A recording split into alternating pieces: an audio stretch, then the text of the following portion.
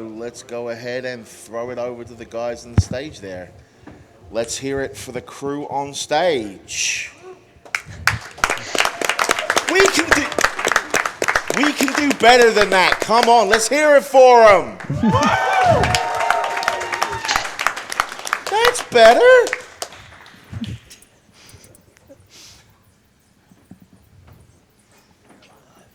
Five. We good? That was your cue, guys. Give us a countdown when you're ready. Okay then. Okay. Yeah. Okay. So this is Defunct, and we have dev commentary with us today. So I'm Cel. You can also just call me like Salad6 or whatever. Like, I have too many nicknames. But yeah, here with us today are Jonathan and Camden. So if you guys would like to introduce yourselves. Well, hello. Yeah. You start, Jonathan. Yeah, I was the creative director during this project and level designer, and that's about it, I suppose. Yeah, and my name is David. Cel will call me Camden because he's comfortable with that. And I was one of the programmers on this project. All right. And so I guess we should also do a roll call of the couch as well first. Yeah. So that. My name's Grimelios. This is Villagin. I'm Red Rum. I'm Cherno. Hi. So that's Chernal and that's Tuxwizzle. So yeah, we're doing this really quickly first before we start in the run because this is. Yeah, because this is an 18-minute run, so things are going to fly by really quickly. So we just want to get that out of the way really quickly. But yeah, I think we should be ready to go if everything is all good. Ready? All right. So I'll start a countdown. 5, 4, 3, 2, 1, go. All right. Let's get this going. All right, so this is Defunct, and there is a lot of stuff to talk about. So I'm going to hand it off to Grim really quickly to talk about how we're going to do the mechanics in this game as we just casually go through an out-of-bounds section in this entire area. Sure. So brushing over that amazing out of bounds that you do right at the beginning of the game. This game's really interesting because, Red, as you put it earlier, there's no gas pedal. Where you have an engine in this game where you can accelerate yourself, but it's extremely, extremely weak. The way you actually gain momentum and speed through this game is by gravitating downward. If you see the little green circles coming out of the bottom of the robot, that means that Cel is gravitating. And you try to do that on downward slopes to gain a bunch of speed, and then conversely, you want to not gravitate on an upward slope. So it would make you come to a full stop. And we don't want that. Yep, that's a big part of it.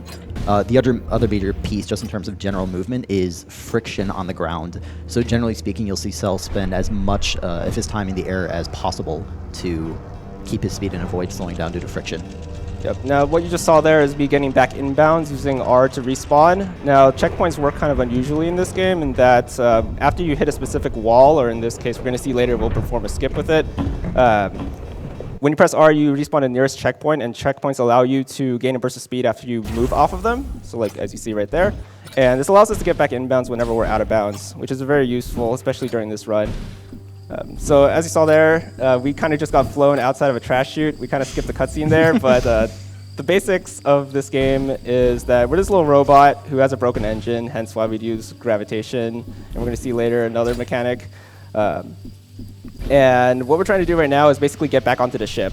Now, what I'm going to be trying to do here is attempt a really difficult jump. This is actually one of the harder tricks to pull off in the run. Now, I don't have enough speed, but that's okay, because I have enough to cross this gap, and that should be good enough for now.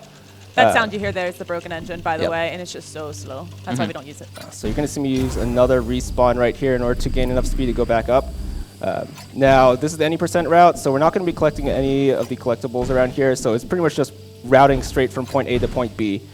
So you might think, well, okay, if that's the case, then the best way to go through it is through a straight line, right? Well, no, that's actually not the case, because as you're going to see right here, there are these little blue orbs that we're going to be crashing through, so if somebody wants to explain that.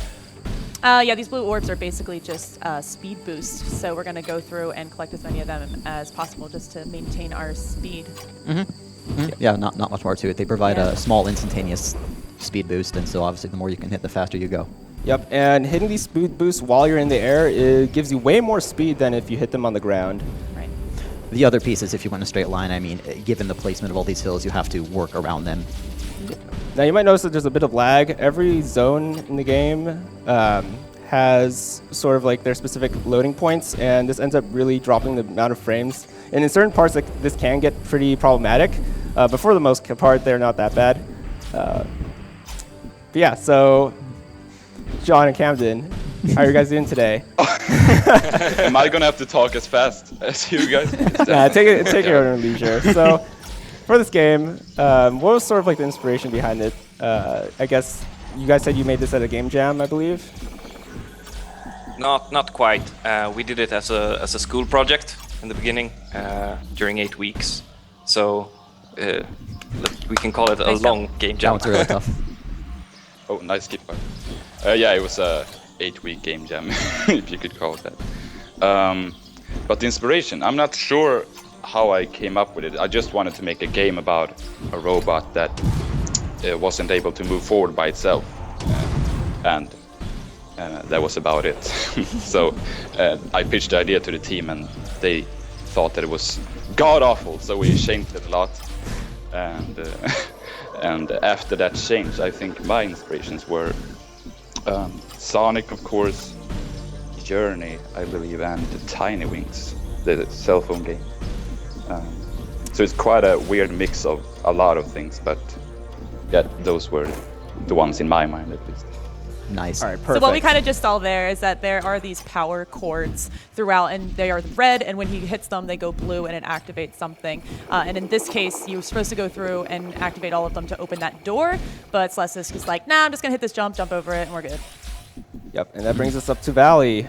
Valley's fantastic, super fun. It's mostly downhill. thanks. It's a very fun area casually. You Music's just get to go beautiful. so fast. It's one of the most interesting things when you start running this game is just getting used to the speed of it all.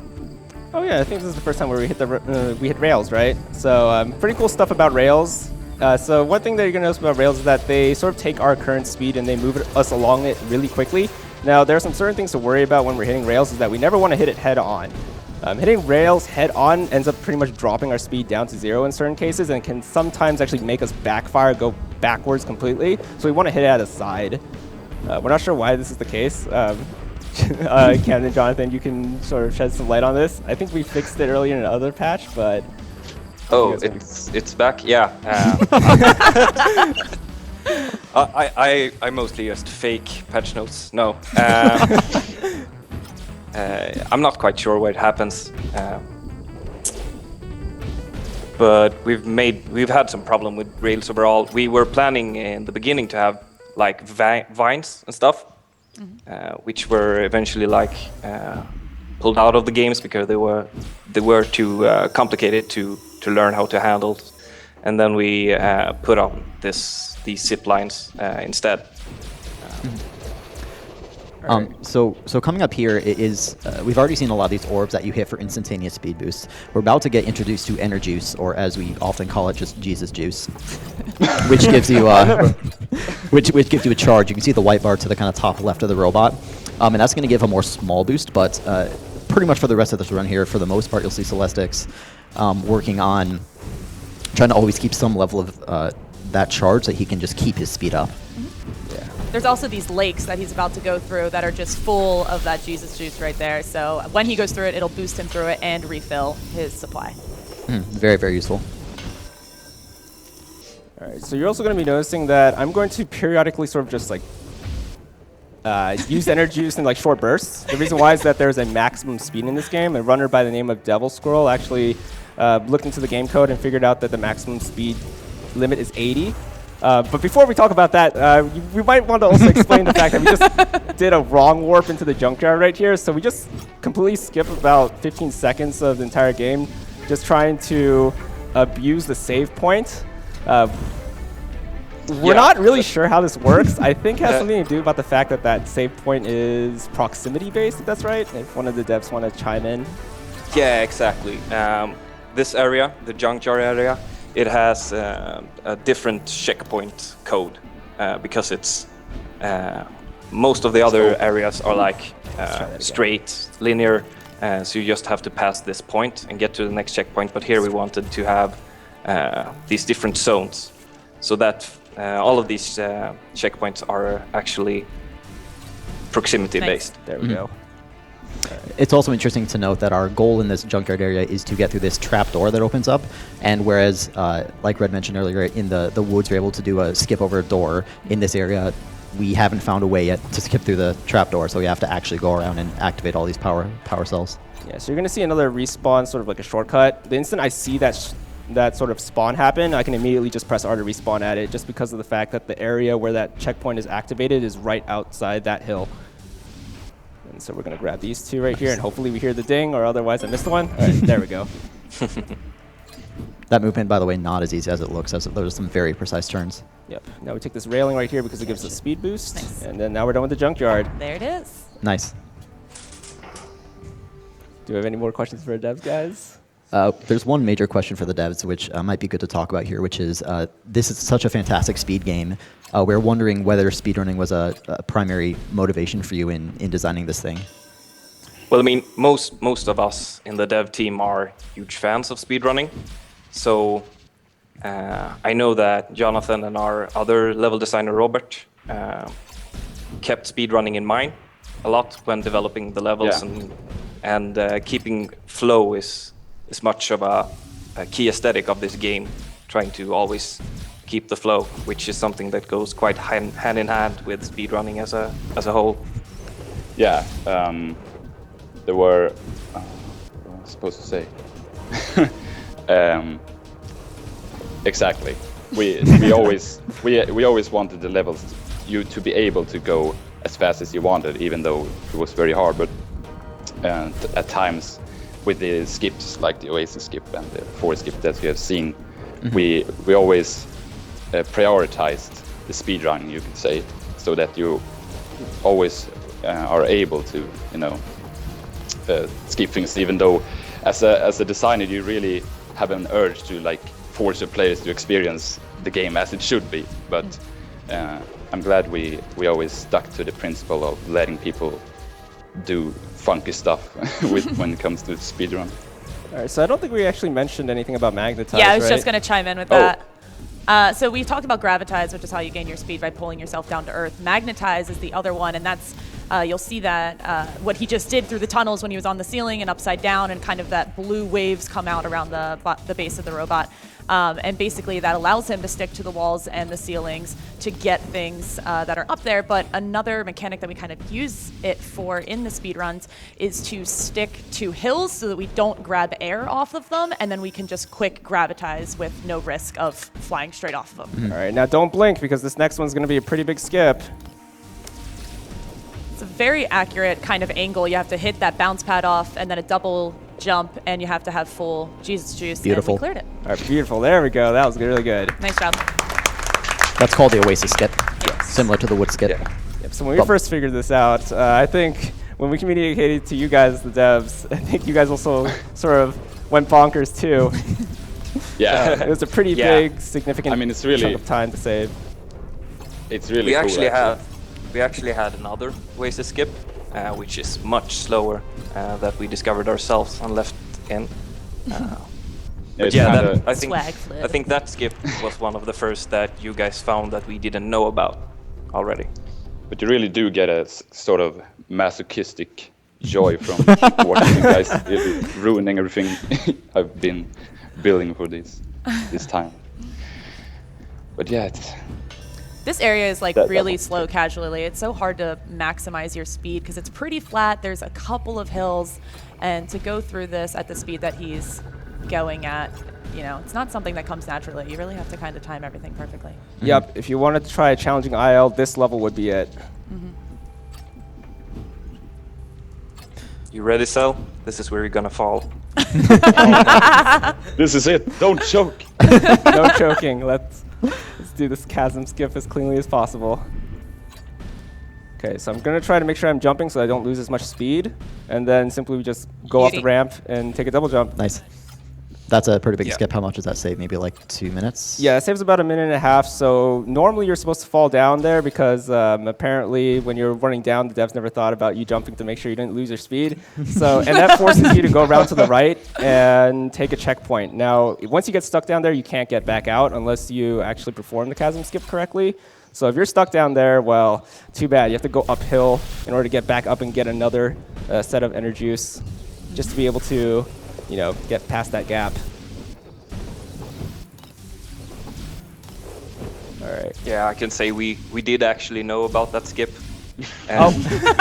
We contemplated if we if we should tell you in the beginning of the speedrunning when you tried to struggle over that part and you were just learning about jumping to keep momentum. All right, so we're up at the last stage of the game. Wow, that was really quick, right? Right. Yep, the game's really quick. It's a pretty small game, but it's very cool.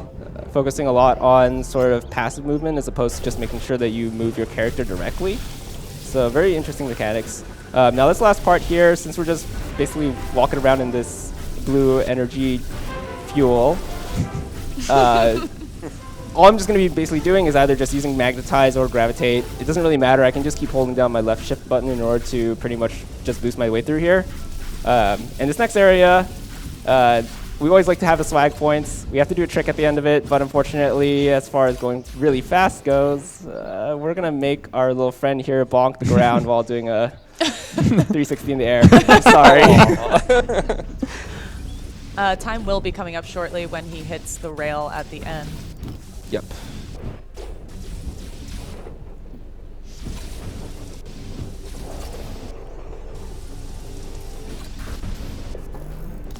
Here it comes.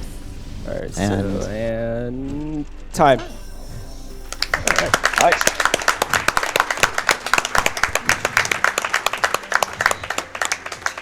Nice job, Sal. Yeah, Very thanks. nice. If you haven't noticed, we're actually using a SGDQ skin, which just came out, what, a couple of days ago, right? Like yesterday's when I Yeah, saw it. yesterday. So, yeah. Yep, so if you guys haven't noticed, the devs for this game are very speedrunner friendly. They're amazing. They helped us through when we were doing a lot of the research for the game, and we have to give them all the thanks. Yeah, they're very Thank you. active members of the Discord community even, so they're very active with us. Yep. As for a few shout-outs, of course, we already mentioned Devil Squirrel. He's one of the major sort of glitch finders of the game. We also have, I believe, Chrono Record holder. I guess I'll just say his name now. It's Ike Wolf. So I know you're commenting the restream for French, so Bonjour. what's up?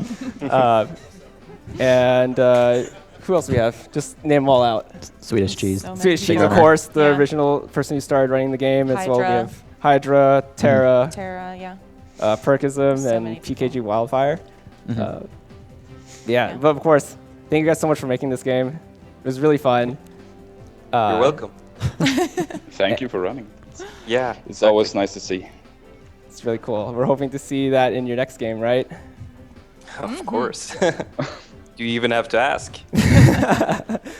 We're all hyped for it. Yeah.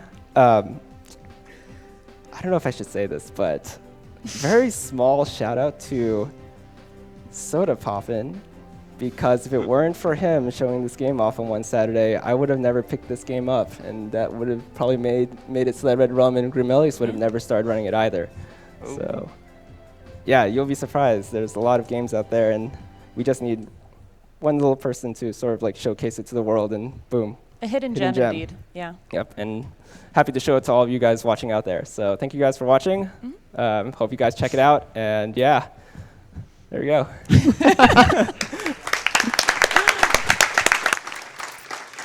So that was Defunct in 14 minutes and 29 seconds. Let's give it up once more for the crew on stage here.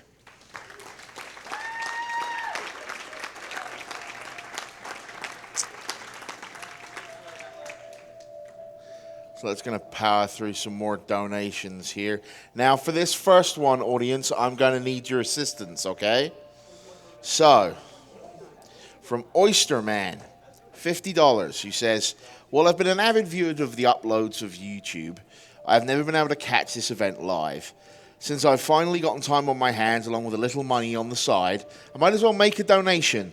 Super excited to catch my first run and loving this announcer. Thank you. For my father, I'm putting this to the cow level in Diablo because I know that a lot of people have some beef with them. He has literally written in his donation, insert audience groan here. I have a $100 donation from JS Blue 3. Hey, Sal. Super cool run and super cool to see you up on stage at GDQ. Makes me want to get back into running too. Put this money towards Tux's choice. I have a $500